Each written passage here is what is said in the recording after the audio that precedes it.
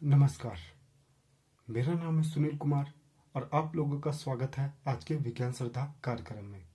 हम बात करेंगे देश और दुनिया में नई ताज़ा वैज्ञानिक गतिविधियों की, साथ ही बात होगी पर्यावरण और आपदा की। तो चलिए शुरुआत करते हैं आज का विज्ञान श्रद्धा कार्यक्रम। शुरुआत करते हैं पहले आज के अंक की। IIT मद्रास के वैज्ञानिकों द्वारा AR/VR आधारित टीचिंग लर्निंग मॉडल की, साथ ही हम बात करेंगे ग्रुप 20 देशों की डिजिटल अर्थव्यवस्था और कृषि वैज्ञानिकों के बैठक के बारे में। इसके अलावा जापान के सोपोरो में ग्रुप 7 देशों के पर्यावरण मंत्रियों की बैठक की, जिसमें कार्बन उत्सर्जन कम करने तथा समुद्र प्लास्टिक कचरा निस्तारण के बारे में है। इसके अलावा पशु महामारी रोकथाम तैयारी योजना के बारे में है और CSIR NGRI के वैज्ञानिकों के नए शोध की, जिसमें दुर्लभ पृथ्वी तत्वों की खोज की गई है। साथ ही बात होगी भारतीय अंतरिक्ष नीति 2023 की और नासा का टेम्पो इंस्ट्रूमेंट की, जो कि वायु प्रदूषण की निगरानी के बारे में है। तो चलिए शुरुआत करते हैं आज के विज्ञान श्रद्धा कार्यक्रम की। ग्रामीण स्कूलों के लिए AR/VR आधारित टीचिंग लर्निंग मॉडल भारतीय प्रौद्योगिकी संस्थान मद्रास के शोधार्थियों द्वारा विकसित किया गया है। यह ग्रामीण स्कूलों की शिक्षा को डिजिटल बनाने में मदद करेगा। सेंटर फॉर मेमोरी स्टडीज के वैज्ञानिक डॉक्टर मेरिन सिमिराज और डॉक्टर अविकेश्वरी ने पहला AR/VR यानी ऑगमेंटेड रियलिटी मोबाइल ऐप विकसित किया है। इस ऐप का जिसका नाम मेमोरी बाइट्स है, इसके माध्यम से बच्चे विभिन्न विषयों को डिजिटल माध्यम से रोचक ढंग से पढ़ पाएंगे। कोरोना संक्रमण की जांच के लिए LFAI तकनीक से SARS-CoV-2 की पहचान की जा सकती है। LFAI यानी कि लेटरल फ्लो एसेसे, यह एंटीजन एंटीबॉडी इंटरेक्शन सिद्धांत पर आधारित है। यह sandwich based lateral flow amino acid तकनीक को हैदराबाद स्थित DBT national institute of animal biotechnology और गांधी मेडिकल कॉलेज के शोधार्थियों द्वारा विकसित किया गया है। इस तकनीक में इस्तेमाल होने वाली टेस्ट ट्यूब का परीक्षण मोबाइल ऐप द्वारा किया जा सकता है। यह RT-PCR परीक्षण की तुलना में सरल और किफायती है। CSIR की 1 वीक 1 लैब अभियान के तहत इस हफ्ते भारतीय पेट्रोलियम संस्थान देहरादून कार्यक्रम का आयोजन कर रहा है 13 से 19 अप्रैल। भारतीय पेट्रोलियम संस्थान देहरादून का यह 63वें स्थापना दिवस के आयोजन पर नीति निर्धारकों की एक बैठक का आयोजन किया गया। बैठक में संस्थान ने विभिन्न प्रौद्योगिकियों के बारे में विचार विमर्श से लेकर उद्योग के कार्यान्वयन के विकास यात्रा का भी प्रदर्शन किया गया। संस्थान ने 15 अप्रैल को जिज्ञासा कार्यक्रम के तहत स्कूल के छात्रों से जुड़े और इसके अलावा ग्रामीण क्षेत्रों से जुड़ने के लिए उत्तराखंड के बज्रकोट गांव में ग्राम चौपाल का भी आयोजन किया। देश भर में CSIR की 37 प्रयोगशालाएं हैं, जो कि अलग अलग विशेष क्षेत्र में काम करती हैं।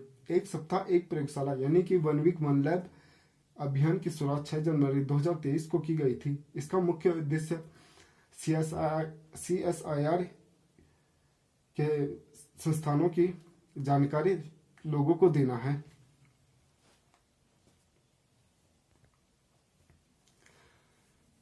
G20 देशों की बैठक हाल ही में हैदराबाद में की गई।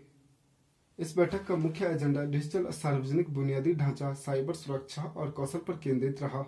केंद्रीय संचार और राज्य मंत्री देवभूषण चौहान ने उद्घाटन सत्र में कहा कि देश के सभी गांवों में वर्ष 2025 तक ब्रॉडबैंड सुविधा उपलब्ध करा दी जाएगी।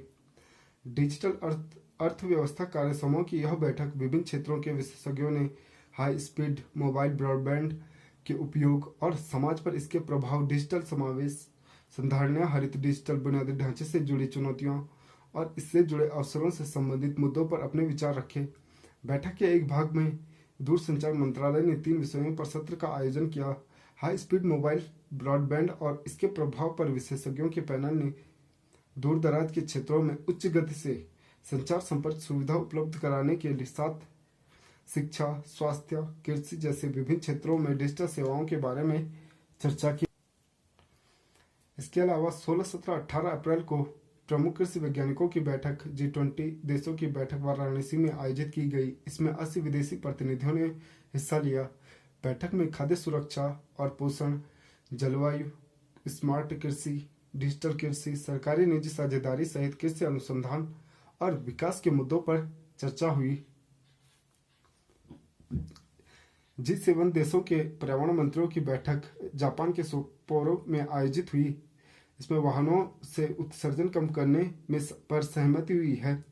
जलवायु और ऊर्जा मुद्दों पर 2 दिन का सम्मेलन कार्बन डाइऑक्साइड के उत्सर्जन को वर्ष 2035 तक वर्ष 2000 के स्तर पर 50% कम करने पर सहमति बनी है। ऑटोमोबाइल से कार्बन उत्सर्जन कम करने पर विशेष ध्यान दिया गया है। लक्ष्य हासिल करने के लिए ग्रुप 7 देश प्रत्येक वर्ष स्वयं की प्रगति की जांच करेंगे। समझौते में सदस्य देशों ने हाइब्रिड इस सहित विभिन्न प्रकार के वाहनों के जरिए उत्सर्जन कम करने का आह्वान किया है। 2040 तक समुद्र में प्लास्टिक के कचरे को कम करने का नया लक्ष्य भी तय किया गया है। मत्स्य पशुपालन और डेयरी मंत्रालय पुरुषोत्तम रूपाला ने महामारी के दौरान जानवरों की सुरक्षा के लिए पशु महामारी रोकथाम की तैयारी योजना की शुरुआत की है। इसका उद्देश्य महामारी के समय पशुओं की सुरक्षा के लिए पूरी तैयारी रखना है। इसमें जानवरों और मानव स्वास्थ्य दोनों के लिए खतरनाक रोगों पर ध्यान देने के साथ पशु महामारी के लिए देश की तैयारी को बढ़ाना है।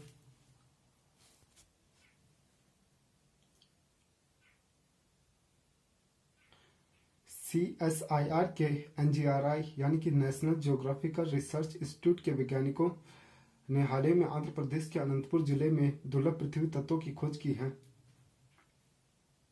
यह खोज सोलो सब्सक्रिप्ट शोध में संपूर्ण चट्टान विश्लेषण के दौरान दुर्लभ पृथ्वी तत्वों की पर्याप्त मात्रा प्राप्त हुई है। वर्तमान में चीन दुर्लभ पृथ्वी तत्वों का दुनिया का सबसे बड़ा उत्पादक और निर्यातक देश है। चीन में 80% का उत्पादन होता है। दुर्लभ पृथ्वी तत्व इसमें 17 पृथ्वी तत्वों का समूह है। इसमें लिथियम, सेरियम, नियोडियम और स्कैंडियम आदि तत्व शामिल हैं। इनमें चुंबकीय, ऑप्टिकल और उत्प्रेरक गुणों के कारण इनका बड़े पैमाने पर इस्तेमाल होता है। विभिन्न आधुनिक इलेक्ट्रॉनिक उपकरणों जैसे स्मार्टफोन, कंप्यूटर, जेट विमान, एरोस्पेस प्रौद्योगिकी अनुप्रयोग, इमेजिंग, रक्षा क्षेत्र आदि में इनका प्रयोग होता है। हाल ही में केंद्र सरकार द्वारा भारतीय अंतरिक्ष नीति 2023 को मंजूरी मिल गई है। इसका मकसद इसरो की गतिविधियों को बढ़ावा देना है, साथ ही अनुसंधान, शिक्षा, स्टार्टअप और उद्योग के माध्यम से भागीदारी को प्रोत्साहन करना है। नीति में अंतरिक्ष क्षेत्र से संबंधित विभिन्न संगठनों जैसे इसरो, NSLIL यानी कि न्यूरो स्पेस इंडिया लिमिटेड और इन स्पेस भारतीय राष्ट्रीय संवर्धन और प्राधिकरण केंद्र की भूमिकाओं और जिम्मेदारियों को रेखांकित किया गया है। अब इसरो नई तकनीकों, नई प्रणालियों और अनुसंधान और विकास पर फोकस करेगा। इसरो के मिशनों के परिचालन की जिम्मेदारी अब NSIL यानी कि न्यू स्पेस इंडिया लिमिटेड को दी गई है। इन स्पेस, इसरो और गैर सरकारी संस्थाओं के बीच इंटरफेस का कार्य NSIL करेगा। यह नीति अंतरिक्ष क्षेत्र में निजी क्षेत्र की भागीदारी को संस्थागत बनाने पर ध्यान करती है। इस नीति से निजी अंतरिक्ष क्षेत्र को ज्यादा अवसर मिलेगा तथा भारतीय अंतरिक्ष उद्योग क्षेत्र का विकास होगा। इसरो भारतीय अंतरिक्ष एजेंसी, इसका गठन 15 अगस्त 1969 को किया गया था। इसका मुख्यालय बेंगलुरु में है। इसका लक्ष्य विभिन्न राष्ट्रीय आवश्यकताओं के लिए अंतरिक्ष प्रौद्योगिकी का विकास और अनुप्रयोग है।